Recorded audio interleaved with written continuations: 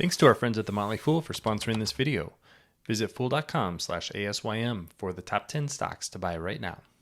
Artificial intelligence has really been the talk of the market in 2023, and investors are buying all kinds of stocks that they think can be impacted by AI. What we know right now is the companies that are selling chips, like NVIDIA specifically, are doing really well, that the cloud providers are seeing a ton of demand for their services. What we haven't seen so much is the impact of the artificial intelligence products that we're going to be potentially using on a day-to-day basis, and exactly what those are going to be or where value is going to be added. One of the things that I've been watching is how artificial intelligence could make existing companies significantly stronger. And I think there's 4 really interesting use cases from tech companies today that really make their products more compelling. So I want to go through 4 stocks today and their AI products and why I think they're really interesting. My name is Travis Hoyam. Thanks for watching Asymmetric Investing. Please subscribe here on YouTube for all my content. And thanks to this video sponsor, The Motley Fool. Check out fool.com/ASYM for their top 10 stocks to buy right now. I have a link to that below and then a link in the show notes as well. The first stock that I want to go over is Spotify, and they're really using AI in interesting ways. Their AI DJ is the first product that they announced, and it was now rolled out to 50 markets in August. Just a really interesting use for artificial intelligence. Basically makes an on-demand custom DJ for you in your Spotify feed. So this is for Spotify premium users, makes that premium product a little bit more attractive. But this is really just the tip of the iceberg for Spotify. Where I think things get really interesting for them is using artificial intelligence in some of their podcasting tools. And there's 2 ways that this is going to be valuable for them. One is translation, and they're starting a pilot with this where you can basically turn a podcast into a whole bunch of different languages with just a click of a button. And they've shown this with Lex Friedman's podcast, and they're going to be doing it with Dax Shepard, Bill Simmons, and Steve Bartlett, Monica Padman. Those are some of the names that they've thrown out of podcasts that they're going to be converting into different languages. And that's likely something that will roll out to more and more podcasters over the next year or so.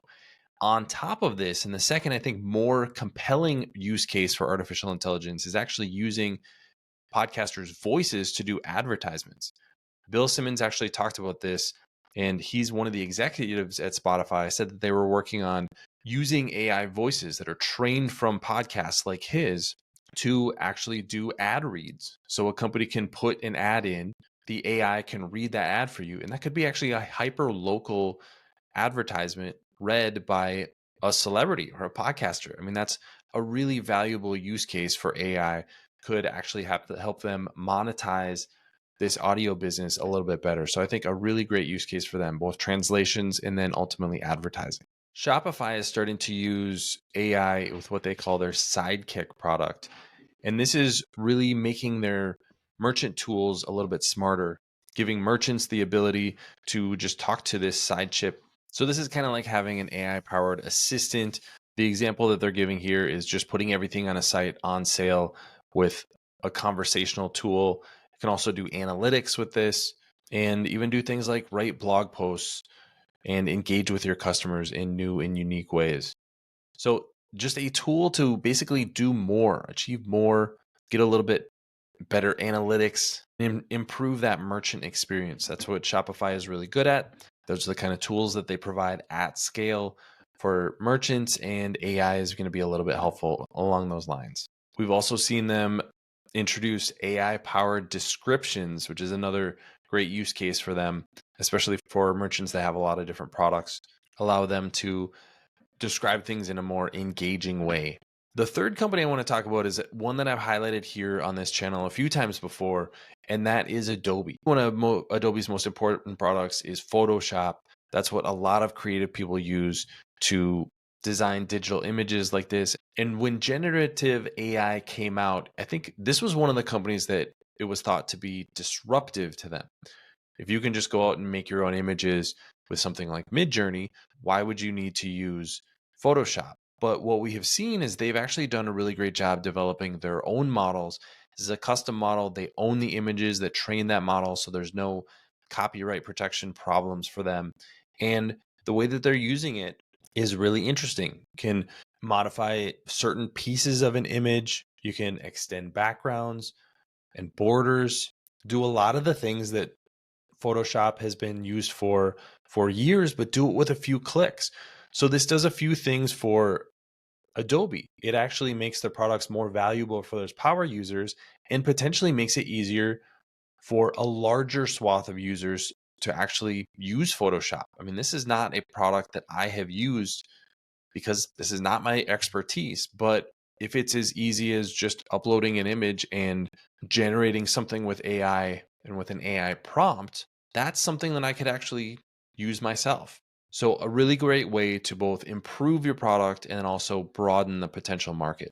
The final one I want to talk about is Dropbox. Dropbox is a company that a lot of people know, but not a really popular name because it's just kind of a niche product in technology, but they're using AI in a few different ways. Dash, they have AI powered search, and what they call Dropbox AI. So they announced a lot of these products in June, and we've started to see some of them roll out over the last few months.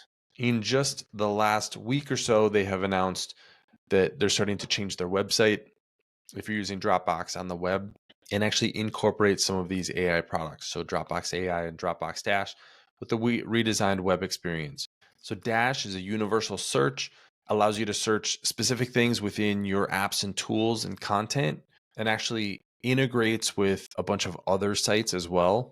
You can get summaries from documents within a Dropbox folder and then use natural language to interact with your files. So if you're just dumping a whole bunch of stuff into Dropbox, which is a way that this is used in a lot of ways, is it's just storing things in the background. The example that they use is show me photos from yesterday's photo shoot. So it'll just pull the images from yesterday's photo shoot. One of the ways that they can potentially expand their market is by expanding into more images and then video editing as well. So some really interesting use cases in things like Dropbox Studio. So one of the things I'm really paying attention to is not only how are the models being built and created, who's making them, but what are the actual products that people are interacting with? And I think that's what these four companies have in mind is they're building products that are going to make their existing products even more valuable and more useful for their users. Potentially that means that they could raise their prices. Potentially it just means that they're going to be stickier and more valuable, a little bit harder to leave their ecosystems, but those things are all good for their financials long term. So artificial intelligence is going to be, I think, what we call a sustaining technology. In other words, it makes the existing companies stronger. It doesn't actually make it easier to start a new company and disrupt a company like Shopify or Dropbox, but it actually makes those companies stronger. So keep an eye on those four and what they advance in the future. Spotify is one that I'm really going to be keeping a close eye on because I think we're going to hear those AI ads in the very near future. Shopify could make it a lot easier for merchants. Adobe is already starting to have an impact, and people are sharing some amazing things that they're doing with Adobe's AI tools online. So we'll see that in both images and then videos.